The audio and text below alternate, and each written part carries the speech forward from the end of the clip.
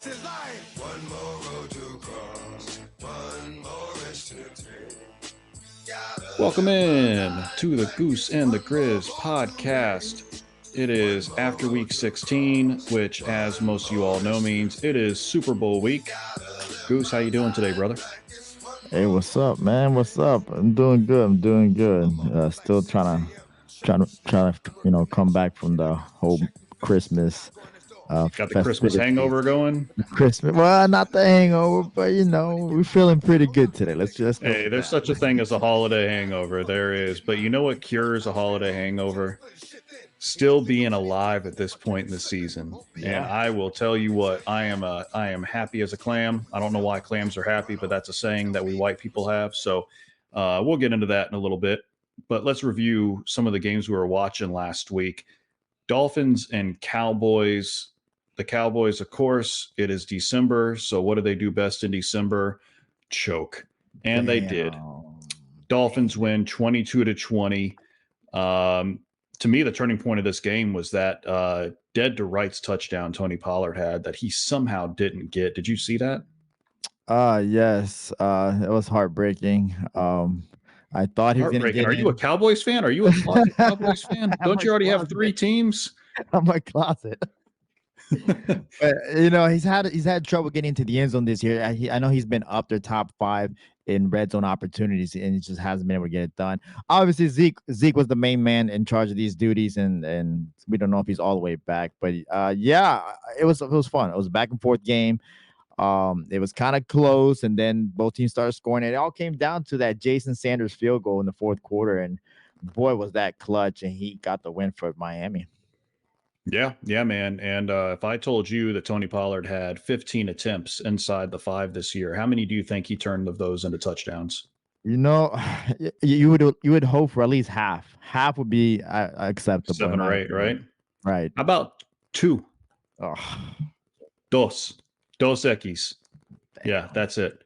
So yeah, that's how his season has gone. Unfortunately, he is not going to get the deal that he wants in the offseason. Spoiler alert.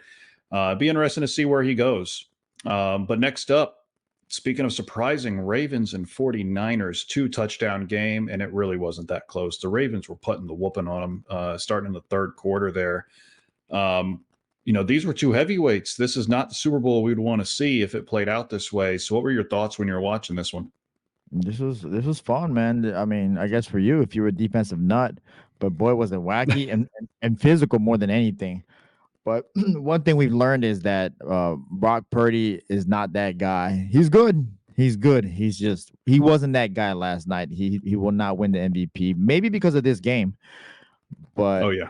the Ravens are more buttoned up at this point. But again, they were showing that graphic where Lamar's had a lot of struggles in the playoffs, closing the deal, especially getting bounced out in the divisional round. So good for the Ravens. They get the W. The 49ers defense still look extremely scary, but the Ravens defense was a lot more tougher and was able to force those turnovers. I don't know about you, but I was telling my brother Joe, I'm like, it just seemed like the Ravens knew exactly where Purdy was going to throw that ball every single play. I mean, I don't know. What do you think?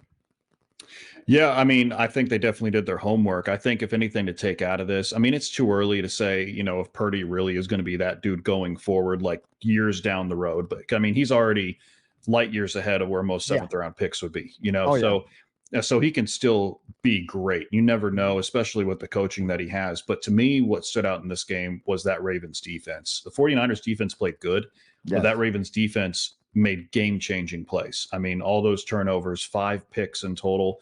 That's going to swing things. And they absolutely did it on the road, traveling across the country. When push comes to shove, if this ends up being the Super Bowl, I think it will be a lot closer. But I think the Ravens prove that they don't have as many flaws as the 49ers can have if things go ugly. Yeah, you're right. They did started to bend a little bit once you saw them force McCaffrey. I don't know if it was by design that you don't want to feature McCaffrey in a game like this and maybe actually do it in the playoffs when the games actually matter, when the game's on the line. But you did see that there was an answer to that ferocious defense, and that was CMC, man, the cheat code. Yep. He got his yards, and I just hope he saves some up for next week. I'm just glad he didn't get hurt. And last but not least, this was a shocker. Bucs 30, Jags 12, but don't get it twisted. It was 30-0 until some garbage time points. You kind of like the Bucs and the Jags a little bit. I don't know what percentage there is, but when you were watching this one, Mr. Jags fan over there, I don't know which one of us was jagging off more. It's you know what? This is tough. I'm torn, bro. This is you're torn between your ex-girlfriend and your current girlfriend, You got two quarterbacks that are opposite. Okay. You got one quarterback that was supposed to take the next step, be great this year, and he is looking like crap. Yeah. And then you have the other quarterback who has looked like crap his whole career, and everybody expects him to look like more crap, and he's looking good. So it's very odd to think that Baker is on a different trajectory potentially versus Trevor Lawrence. Now, Trevor Lawrence seems to have a brighter future, but these things change like the weather in the NFL. Sure do. So one thing we can definitely come to conclusions that the arrow's pointing up for the Jags, even after this, disastrous loss. There you can put them in that bucket of teams like the Cowboys, the Dolphins, maybe not quite the 49ers, but they're good. They're good enough to beat most bad teams. They can compete with the good teams, and with the great teams, they'll just fall flat on their face. For the Bucs, man, Tampa Baker. It didn't ring. It didn't ring very nice to me early on this year. I didn't like Baker, but I do like the reports that he ate a slice of humble pie from his career going to the shitter the past few years. And everybody forgets too, the last year in Cleveland was riddled with injuries. He played through them. It had to have an impact.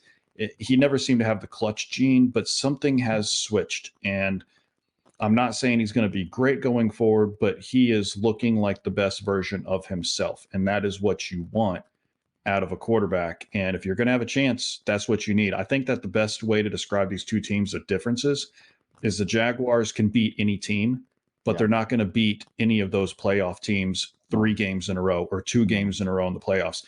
The Bucs, on the other hand, they can beat any team, and they're getting better, and they could win a game or 2 in a row. Now, can they win 3, get to the Super Bowl, win the Super Bowl? I'm not going that far, but they hung with the 49ers when they lost to them. They did. The Cowboys play like crap on the road, and they might be our first round matchup. The Eagles, that was bad, but the Eagles have looked a lot worse lately than we have. You never know. I'm not predicting anything, though. Hell no. No, it's hard to predict, but you know what? If you're a Bucs fan, Bucs fans, they go in swings, highs and lows. It's kind of like on the ride the Phoenix at Busch Gardens, right? That just goes off from one end and goes back to the other end. That's kind of how it is to be a Bucs fan. See, that's why you just gotta. That's why you just got to act like me. You just got to go completely pessimistic. So you're either pleasantly surprised or it meets expectations. I'm totally good with that. So it's great. Good for the Bucs.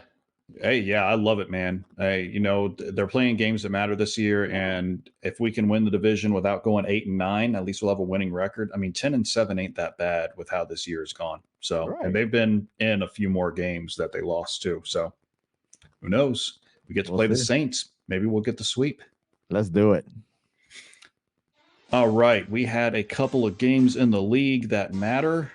All right. And we are down to the chosen few.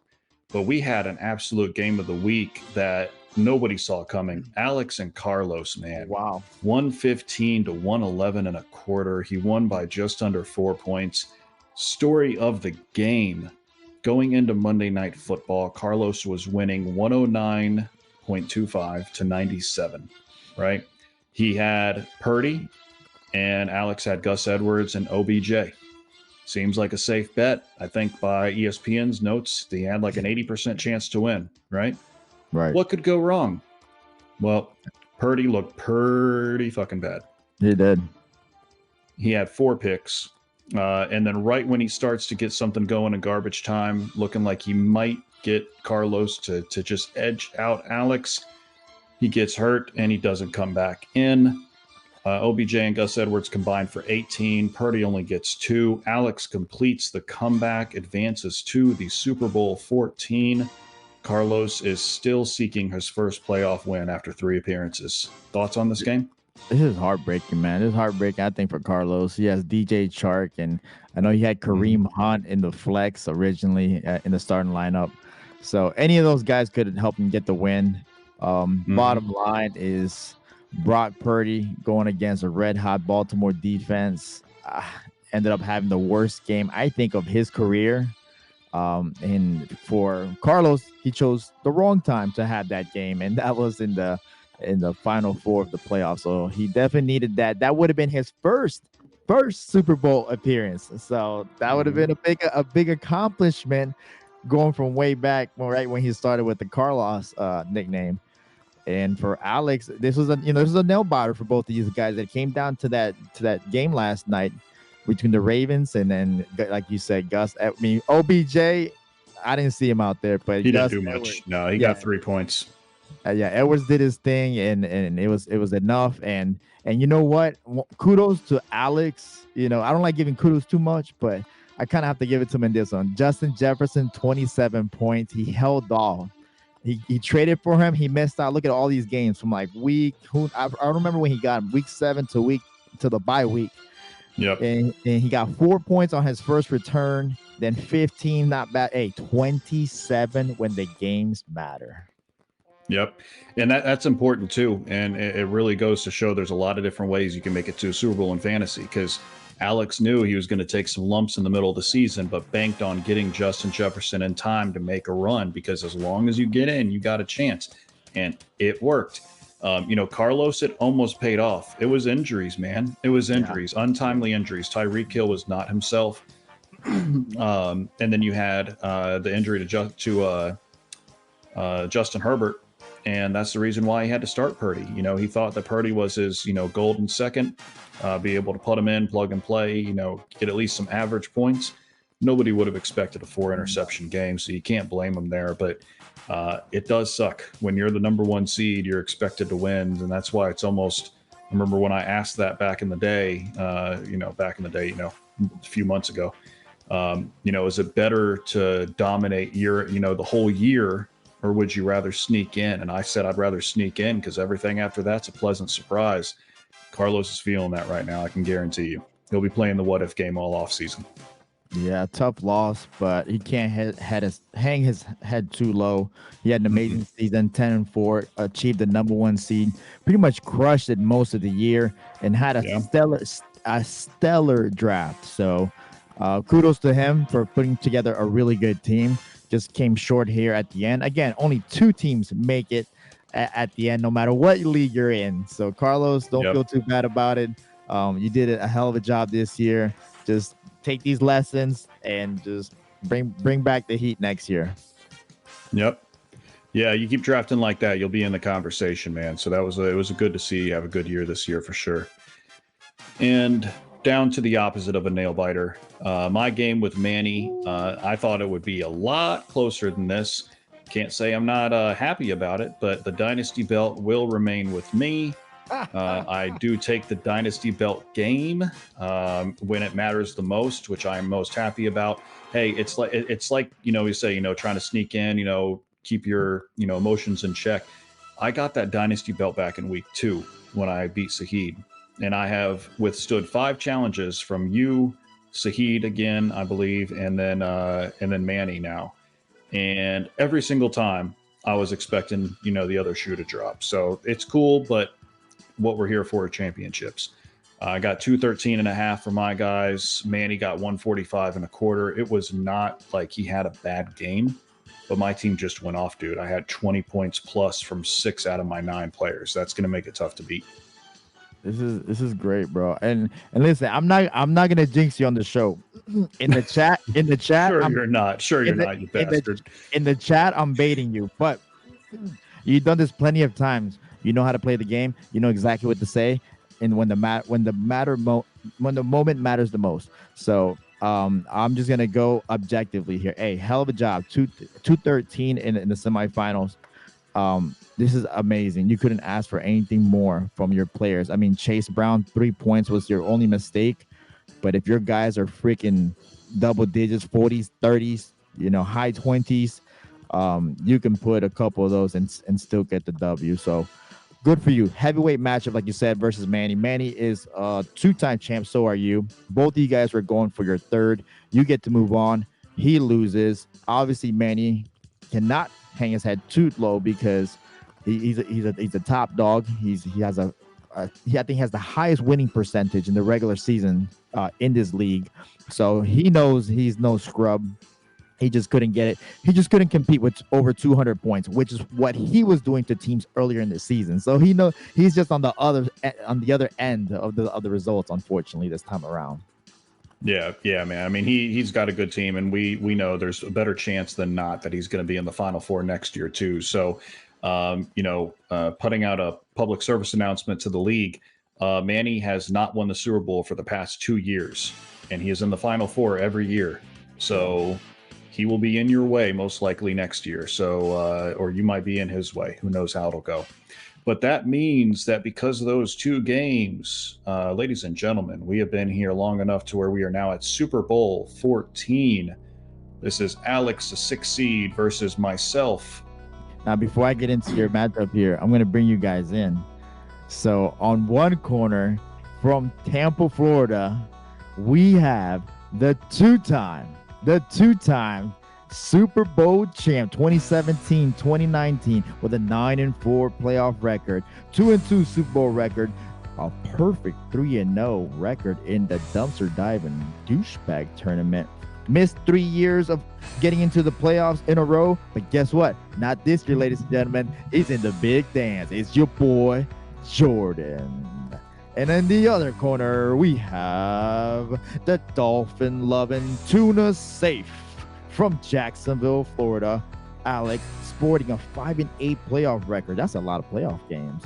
An 0-3 Super Bowl record. He has not been able to cash in on those Super Bowl. So his 4th Super Bowl appearance, and has one of the highest scoring teams year after year after year. We're talking about Alex.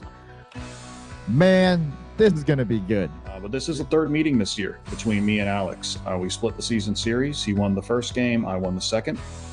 I am favored by a little over a touchdown right now, but there's probably going to be some lineup changes as we go. It's interesting to me how we got here. Me and Alex have some similarities and some differences. This year for me, I had kind of some winning streaks broken up by losses every now and then. I had 4-game winning streak, which is my longest, mostly 3-game winning streaks with a loss in between each one. Highest score that I had was last week, 213.5. My lowest score was in week 9. I had 75 3/4. Alex, on the other hand, he was back and forth all year, bro. Win, loss, 2 wins, loss, win, 2 losses, win, loss, 2 wins. Just back and forth, right? Up and down. But his highest score is 161.25, lowest score is 93. Both of those were in the regular season. So it's gonna be a hell of a matchup. He has some injuries to deal with for sure. Having to worry about Waddle likely being out, and possibly Pittman, who was out as a surprise this past week, and he still overcame it. Yeah. So we're gonna have to see how it goes. Yeah, I agree. This is gonna be good. You deserve it. You put in the work to get here. Alex has put in the strategy. He's the numbers guy. Guess what, Alex? Your formula worked this year. Whatever the hell you're crunching in that calculator. And we're gonna go back to the question, right? So we got Tua Tagovailoa versus Baltimore, or Jordan Loves. Who's he gonna play? Is he gonna play the matchups? He's gonna play, or is he gonna go his heart? I think it's safe to say, after watching that Monday Night Football game, he will not be starting Tua. Okay. I don't even think Tua wants to start, to be honest with you. But I got to tell you something. This was interesting to me. As different as mine and Alex's seasons have gone, our history before this season is even more similar than it is different. What you got? All right. So I've been in the league since the very beginning. Alex joined 2 years later. So we don't have the exact same games played, right? But he is 89-70, regular season only. Okay. I am 103-82. That equals out to a .560 winning percentage for him. and a .557 winning percentage for me. So that's 0.003% off in our winning percentages. All right. What else do we have in common here? Well, multiple Super Bowls. Obviously, we both have lost a Super Bowl to Willie. And ironically enough, I lost to Willie, but then I won my first Super Bowl against Willie. So we'll have to see how that goes. And Alex and I have played each other 18 total times, 17 in the regular season, and he has won 10 games. I have won 8. The one playoff game was the game that I won. So a lot of similarities there. It's been a long time coming. I knew sooner or later I would play Alex in a Super Bowl. I was just kind of hoping he might have one under his belt before playing me, because I know he's desperate, bro. He's desperate, and he's got the team. He's got the team to compete. You have a monster team. We don't have to talk about that anymore. But this Super Bowl is presented to you by the Mayo Clinic, by the way. Yes, mayonnaise and the Mayo Clinic. Yes, exactly. Fellow white boys going against each other. Normally that doesn't bode too well for me. 2015, when I played Kyle, go look back at the history. I scored 230 something in the semis, got trounced in the Super Bowl. So take 2, we got the Pasty Bowl, and we'll have to see how it goes, because this is going to be nerve wracking. I can tell you. I'm glad that we have some players that are split up between Thursday, Saturday, another Saturday game, and Sunday. I don't think we have any players on Monday, though. So we should know by the end of day Sunday who our champion is. Fantastic. Closing thoughts. Well, closing thoughts to me, don't forget about the third place game. Manny, Carlos, set your lineups. You're still playing for something. You still got a reward. Gus was supposed to tell me how much that was, but alas, we have something called life, and I don't know how much it is. I don't know if Goose is. I think it's like $50. It might be 70. Yeah. I'll double check. Let me just put it this way. Whoever wins the third medal game, you can quit your day job. Okay. You can retire. All right. It'll be millions. The dumpster diving D-bag choice of pick next year. Lewis versus Kyle, the 10 seed versus the 8 seed. You get to pick who or where you pick next year, wherever you want. Kyle is favored by 30 right now. So good luck to me and Alex. I hope it's a good game. I hope that we both have our hair left afterwards. I hope we don't have to take out our brown pants. But it's been a good year. I can't believe we're already here, man. We got 1 week left, probably one podcast left. How about you, man, from where you're sitting? Yeah, I'm excited. I'm going to Super Bowl in 2 of my other leagues. Worst team in this league. That's how it goes. But in the end, I'm happy for both of you guys. A little more happy for Alex than you, I'll be honest. But it's going to be a good one. Nobody's rooting for me, bro. Nobody.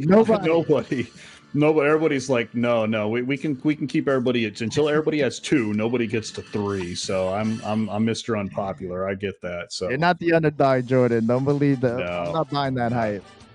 But good for you guys. Good luck. We'll be watching the games, and then obviously we'll be diving into regular season real football, real playoff football. I'm hope that everybody had a good Christmas. Hung out with family, ate too much food, and get ready for this New Year celebration. Don't do nothing crazy, and stay safe out there. We'll be watching football. And watch out for Uncle Anal Probe. That's it, everybody. Uncle Anal Pro. Hey, and JPP, man. Where do you think his finger went? It was Uncle Anal Probe. Peace. Peace. Oh, that shit was crazy.